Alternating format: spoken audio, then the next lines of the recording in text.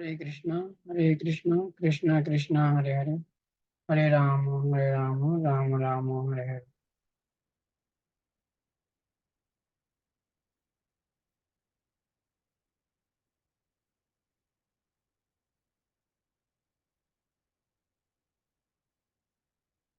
তো আমরা শ্রীমদ্ ভগবদ গীতা ষাটতত্ত্ব গ্রন্থ থেকে পড়ছিলাম আত্মার বিজ্ঞান সম্বন্ধে দ্বিতীয় অধ্যায়।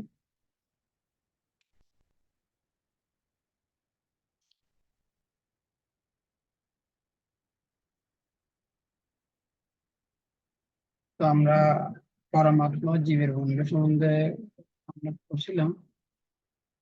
তো আমরা আরেকটু পরমাত্মা সম্বন্ধে জানতে পারবো। ঈশ্বর সর্বভূতানাং হৃদয়েষু অর্জুন তিষ্ঠতি দ্রামাণি সম্ভূতানি যন্ত্রাণি মায়া।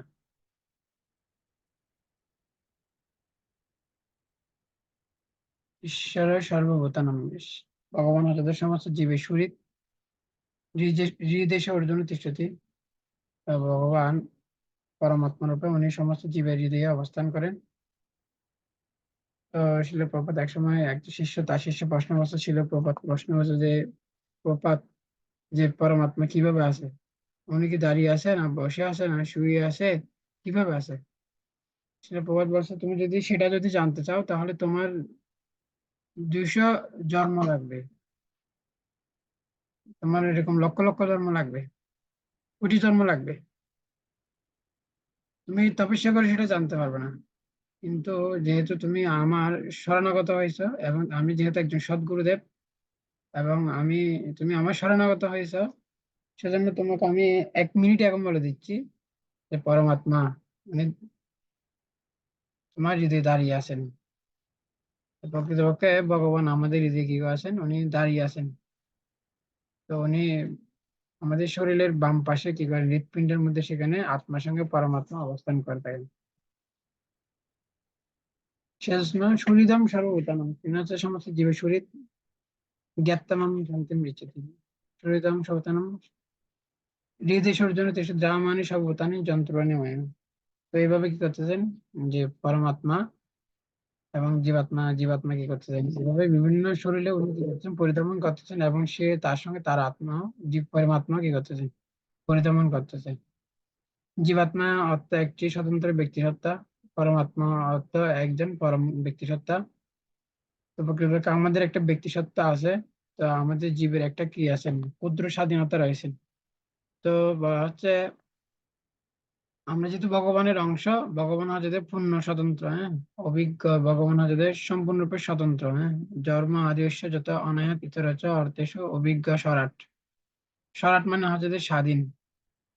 অর্থাৎ ভগবান তার ইচ্ছায় উনি জন্মগ্রহণ করেন, সরি মানে অর্থাৎ তার ইচ্ছায় উনি আবির্ভূত হয়, আবার তার ইচ্ছায় উনি কি করেন, এই জড় জগৎ থেকে অন্তর্ধান হয়ে থাকেন।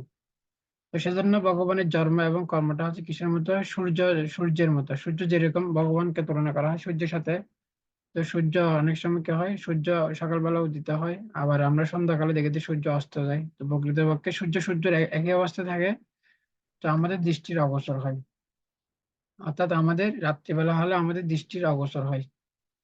তো ঠিক সেরকম ভগবান হচ্ছে কিরকম, ভগবান হচ্ছে কি, ভগবান হচ্ছে আমরা যখন, ভগবান যখন আমাদের যে গোচরীভূত হয়, অর্থাৎ যখন আমাদের দৃষ্টি, যখন আমরা ভগবানকে ভগবান যখন আমাদের সংস্পর্শে আসে, তখন আমরা বলি যে ভগবান আবির্ভূত হয়েছে। ভগবান যখন দৃষ্টির অগোচর হয়, তখন আমরা বলি যে ভগবান অন্তর্ধান হয়েছেন। তো প্রকৃতপক্ষে ভগবানের ভগবান আমাদের সামনে আবির্ভূত হবা আর ভগবান অন্তর্ধান হবা একই কথা। অর্থাৎ সূর্য সূর্য সেটা কখনো কি করতে পারে, মানুষের গোচরীভূত হতে পারে, আবার দৃষ্টির অগোচর হতে পারে। কিন্তু সূর্য সূর্য জায়গায় থাকে। কিন্তু আপাতত দৃষ্টিতে মনে হচ্ছে যে না, সূর্য আমাদের অন্তর আলো চলে গেছে, না না, সূর্য সূর্যের স্থানে অবস্থানে রয়েছে, শুধু আমাদের দৃষ্টির অগোচর হয়েছে, যেহেতু আমাদের ইন্দ্রগুলো হচ্ছে ত্রুটিযুক্ত। তো ঠিক সেরকমও ভগবান কি করেন, উনি কখনো মানুষের সংস্পর্শে আসে, আবার উনি কি করেন, কখনো মানুষের গোচরীভূত হয়। সেজন্য ভগবানের এই জন্ম এবং কর্ম হচ্ছে দিব্য। কিসের মতো, সূর্যের মতো। কিন্তু কি হয়, ভগবান নিজের ইচ্ছায় উনি আবির্ভূত হয়, আবার নিজের ইচ্ছায় উনি কি করে থাকেন, অন্তর্ধান হয়ে থাকেন। আপনি আপনি ভগবানের ইচ্ছায় জন্মগ্রহণ করেছেন, ভগবানের ইচ্ছায় মৃত্যুবরণ করতে হবে, ভগবানের ইচ্ছায় বিভিন্ন রকম বার্ধক্যগুলো বরণ করে নিতে হবে এবং বিভিন্ন যোনির মধ্যে আপনাকে পরিদমন করতে হবে। এটা হচ্ছে ভগবানের ইচ্ছাই।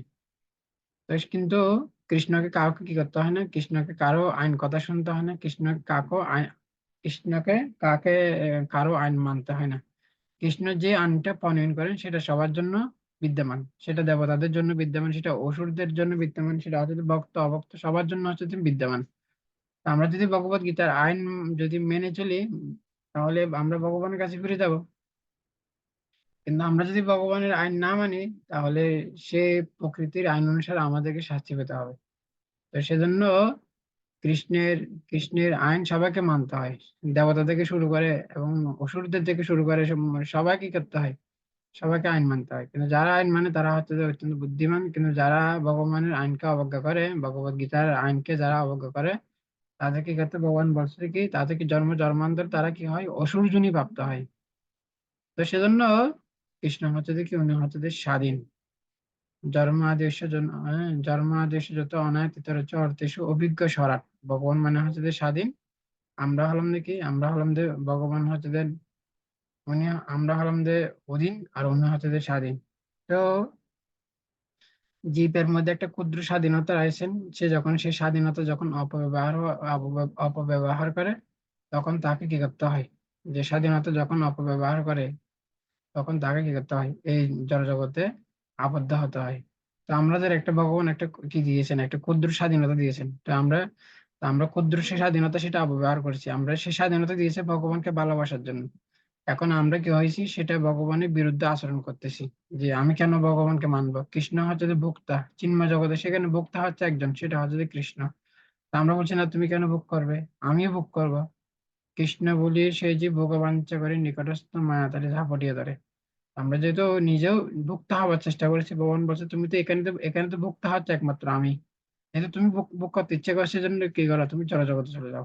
তো ভগবান এই জড়জগৎ কেন সৃষ্টি করছে, আমাদেরকে এই জগতে আনছে, এখানে আমরা যেন ভোগ করতে পারি, এখানে যেন আমরা ভুক্ত হতে পারি। সেজন্য আমাদের ভিতরে আত্মাটাকে কি করেছেন, আত্মার সগুণটা হারিয়ে সেটা কি হয়েছেন, এই প্রকৃতি গুণজাত একটা সগুণ মানে হচ্ছে যে চিন্ময় দেহ, সেই চিন্ময় দেহটাকে হারিয়ে আমরা এই জড়জগতে একটা কি হয়েছি, একটা ত্রিগুণাত্মিক একটা দেহ প্রাপ্ত হয়েছে, অর্থাৎ ত্রিগুণের দ্বারা আবদ্ধ একটা কি হয়েছে, নির্গুণ মানে কি একটা ত্রিগুণ সমন্বিত ত্রিগুণ সমন্বিত একটা দেহ প্রাপ্ত হয়েছে। আর এই গুণ এই গুণের এই এই এই শরীরের মাধ্যমে আমরা কি করতেছি, আমরা ইন্দ্রিয় সুখ ভোগ করার বিভিন্ন রকম প্রচেষ্টা করতেছি, সংগ্রাম করতেছি, অনাদি কাল ধরে অনন্ত কাল ধরে বিভিন্ন দেহের মাধ্যমে আমরা বিভিন্ন রকম সুখ ভোগ লাভ করার চেষ্টা করতেছি। তো সেজন্য আমরা নিজেকে কি করতে মনে করতেছি, আমরা মনে করতেছি আমরা হলাম যে ভোক্তা। তো সেজন্য এভাবে এই জড় শরীরটা দিয়েছি কি জন্য, এই যে এটা হচ্ছে যে কি অজ্ঞানতার প্রতীক। কেন আমি নিজেকে, আমি যে আমার ভিতরে যে আত্মা আছে সেটাকে এখন আমরা ভুলে গেছি। আমরা মনে করছি আমরা কি নয়, অর্থাৎ আমি এই দেহটা হলাম যে আমি ব্যক্তি, এবং এই দেহটা সুখটা হচ্ছে যে আসল। তো সেজন্য এই আমরা যেহেতু মিথ্যা অহংকার আমাদের ভিতরে আসছে, সেজন্য ভগবান আমাকে এরকম একটা দেহ দান করছে। তো সেজন্য ভগবত গীতার জ্ঞানের মাধ্যমে আমরা বুঝতে পারি যে আমি এই দেহ নই, আমরা হলাম আত্মা। দেহিয়স্মিন যথা দেহে কৌমারম যৌবনম জরা তথা দেহম তারা প্রাপ্তি ধীর তত্ত্বেন উচিত। দেহ যেভাবে কৌমার যৌবন জরার মাধ্যমে তার দেহের রূপ পরিবর্তন করে, তার দেহ আপনার দেহ থেকে অন্য দেহে দেহান্তিত হয়। চিত্তবজ্ঞ পণ্ডিতেরা মহামান্বিত হন না। তো বুঝতে পারছি মোটামুটি দেহ থেকে আত্মাটা হচ্ছে যে কি সম্পূর্ণরূপে, দেহ থেকে আত্মাটা হচ্ছে যে সম্পূর্ণরূপে আলাদা। দেহ থেকে, তো আমরা যখন এই ভগবত গীতার জ্ঞান লাভ করব, তখন বুঝতে পারবো আমি দেহ থেকে আলাদা, আমি হলাম আত্মা। আত্মাটার সাথে ভগবানের সাথে সম্পর্কিত। তো দেহটা হচ্ছে যে দেহের সাথে কোনো কি নয়, সম্পর্কিত নয়। তখন কি সেজন্য বলা হচ্ছে যে কি সত্য অহংকার মানে কি, আমি কৃষ্ণের নিত্য দাস। এটা হচ্ছে সত্য অহংকার। মিথ্যা অহংকার মানে কি, আমি হলাম এই দেহ, আমি হলাম ভোক্তা। এটা হচ্ছে যে কি মিথ্যা অহংকার।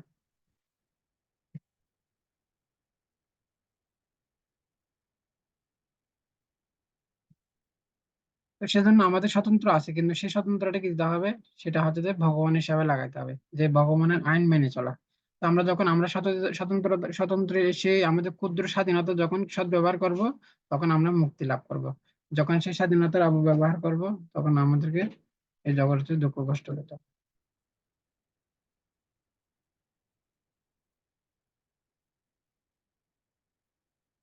জীবাত্মা ও পরমাত্মা উভয়ের স্বতন্ত্র ব্যক্তিত্ব রয়েছে।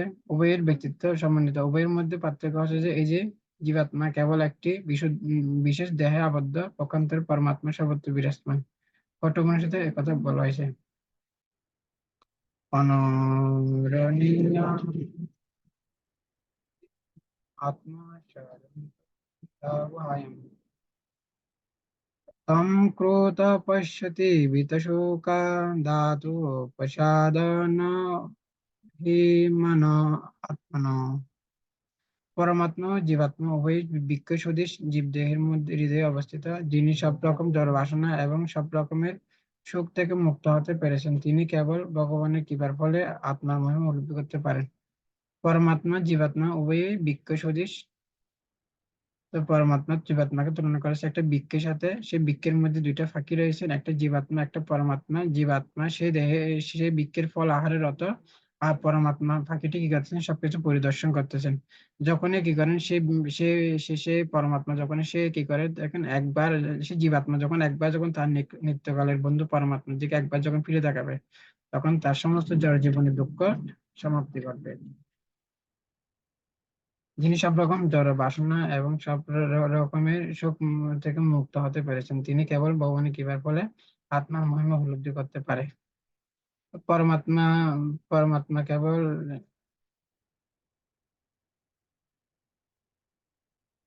পরমাত্মা পরমাত্মা পরমাত্মার কৃপার ফলে অনু আত্মা ভিন্ন ভিন্ন দেহ প্রাপ্ত হয়।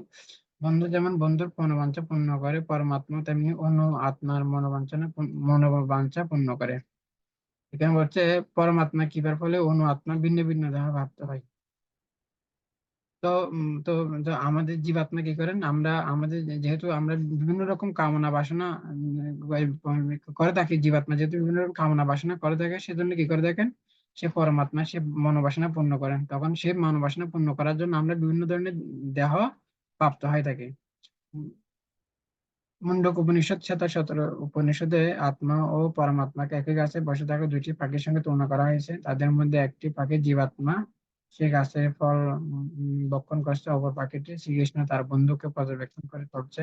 এই দুইটি পাখি গুণগতভাবে যদিও এক, উভয়ই সচিদানন্দময় অজর, তবুও তাদের একজন জীবাত্মা, সে জড়জগৎ রূপ গাছের ফল আকর্ষণে আবদ্ধ। কখনো সে তিক্ত ফল আস্বাদন করে সে সুখ করছে, কখনো সে মিষ্টি ফল খেয়ে আনন্দ করছে।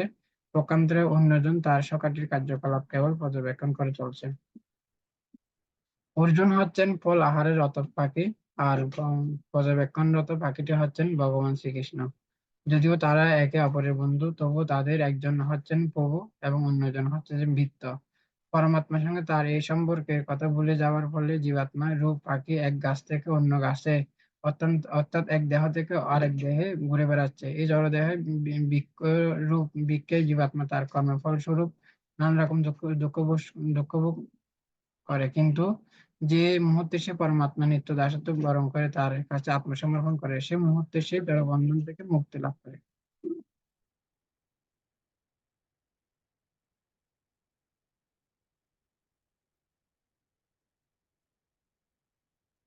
সে জড়বন্ধন থেকে মুক্ত হয়, তার সব রকম দুঃখ কষ্টে নিবৃত্তি ঘটে। ভগবান শ্রীকৃষ্ণের চরণে অর্জুনের আত্মসমর্পণের মাধ্যমে আমরা এই তত্ত্ব উপলব্ধি করতে পারি। মুন্ডক উপনিষদে বলা হয়েছে। অর্থাৎ যখনই আমরা কি করব, আমরা যখনই সে নিত্যকালে বন্ধু পরমাত্মা তার শরণাগত হব, তখন আমরা কি হব, আমরা এই যে অর্থাৎ এই আমরা কি করতে পারবো, ভগবানের চরণে আত্মসমর্পণ করার মাধ্যমে আমরা এটা উপলব্ধি করতে পারবো। আমরা জড়বন্ধন থেকে তখনই মুক্তি লাভ করবো।